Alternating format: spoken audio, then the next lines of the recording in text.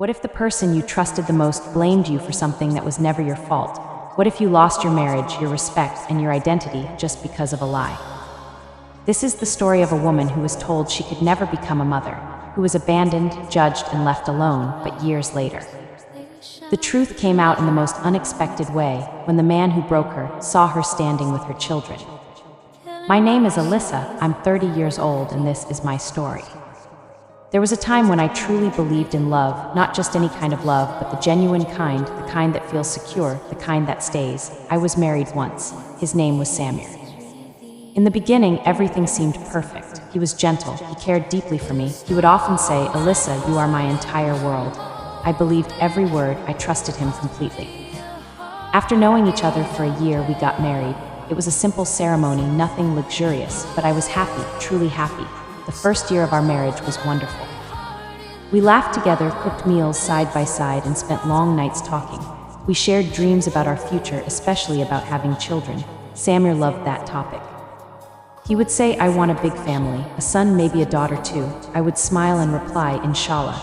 At that time, everything felt right, but slowly things began to change.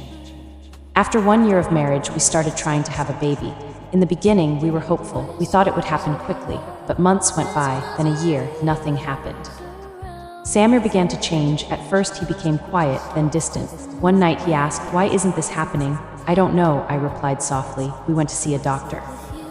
The doctor said, both of you need to take tests." But Samuel refused. "I don't need any test," he said. "I'm perfectly fine." I felt uneasy, but I stayed silent. Days passed, then weeks. Slowly, blame entered our home. Samuel started accusing me. "You can't even give me a child," he said. His words hurt deeply, but I still loved him, so I remained quiet.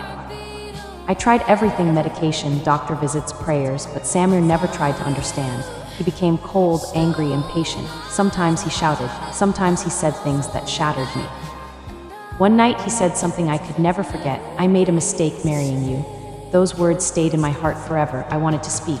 I wanted to defend myself, but I had no strength left. I only said one thing: "Please, let's both get tested." He looked at me with anger. "You are the problem, accept it." After that, everything changed completely. We stopped talking.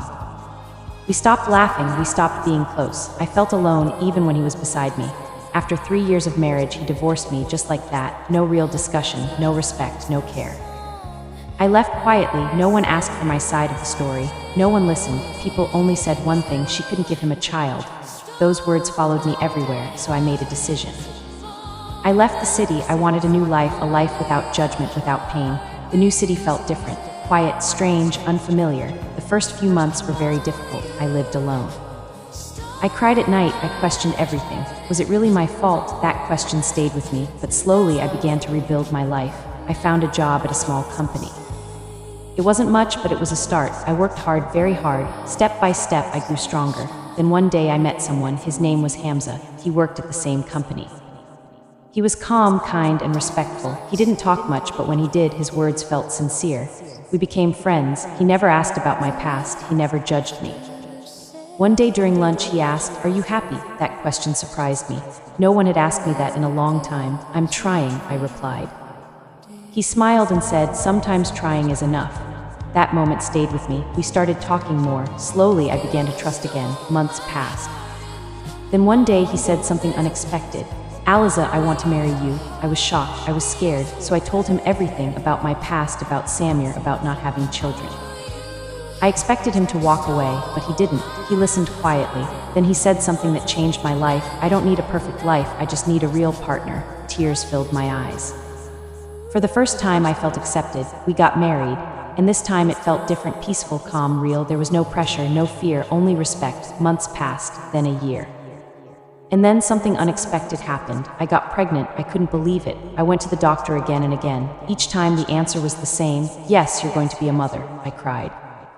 I laughed. I prayed with gratitude. Later, I had 2 children, a son and a daughter. My home was filled with life. The silence of my past disappeared. Hamza supported me in everything. He respected me, trusted me, believed in me. He also helped me grow in my career. With time, I became a manager in the company. My life changed completely, from pain to peace, from loneliness to love. Years passed, then one day my past returned. I was standing outside my office. My children were with me. Suddenly I saw him, Samuel. He looked older, tired, broken. He walked toward me slowly. Elisa, he said. I didn't respond. He looked at my children. Are these yours? He asked. Yes, I said calmly. He stepped back, shocked. But how? He whispered.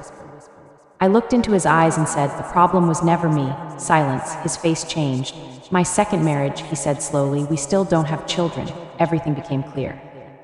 The truth came too late. He stood there, full of regret. I made a mistake, he said. Tears rolled down his face. I lost you. I felt no anger, no pain, only peace. Please come back, he said. I shook my head. It's too late. I still love you, he said. I smiled softly. Love is not enough, I replied. Respect matters more. He looked down, broken. I forgive you, I said. But I cannot return. He nodded slowly. He understood. Before he left, I said one last thing. Never blame someone without knowing the truth. He walked away, and this time I didn't look back. Because my life was no longer behind me. It was ahead of me with my husband, my children, and my peace. And this is what I learned. Never judge someone without knowing the truth.